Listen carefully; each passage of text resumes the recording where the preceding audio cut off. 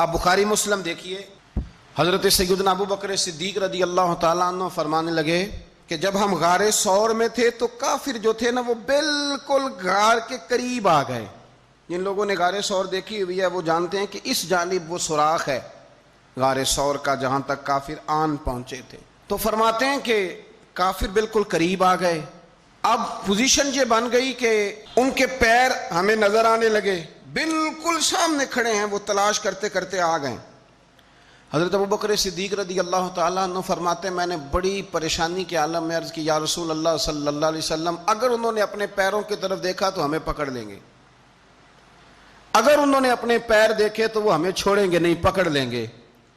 تو نبی پاک صلی اللہ تعالیٰ علیہ وسلم کا میں نے چہرہ دیکھا تو حضور کے چہرے پر پورا اطمینان تھا۔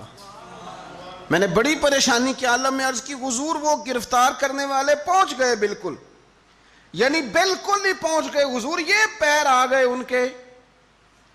یا رسول اللہ صلی اللہ علیہ وسلم اگر انہوں نے نیچے دیکھا تو ہمیں گرفتار کر لیں گے۔ قربان جاؤں مدینے والے محبوب کے توکل پر نبی کریم نے ایک جملہ کہا، حضور بڑے اطمینان سے فرمانے لگے ابو بکر ان دو بندوں کے بارے میں تیرا کیا خیال ہے جن کے ساتھ تیسرا ان کا رب ہوا کرتا ہے؟ جن کے ساتھ تیسرا ان کا رب ہو تو ان کے بارے میں تیرا کیا خیال ہے؟ ان اللہ معانا، فرمایا بے شک اللہ ہمارے ساتھ ہے۔